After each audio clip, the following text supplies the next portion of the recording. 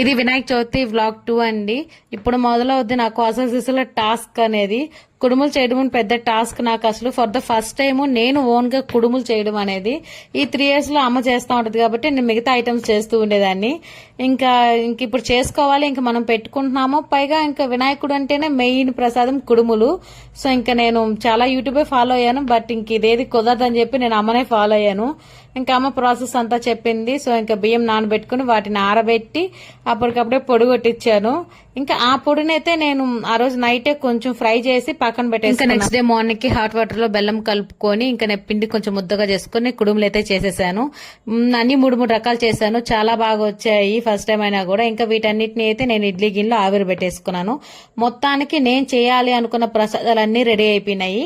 Next vlog లో మేము ఎలా దేవుడికి పెట్టుకున్నాము, బొమ్మ ఏం తెచ్చుకున్నాను, ఎలా మొత్తం అనేది నేను నెక్స్ట్ వ్లాగ్ లో అప్లోడ్ చేస్తాను.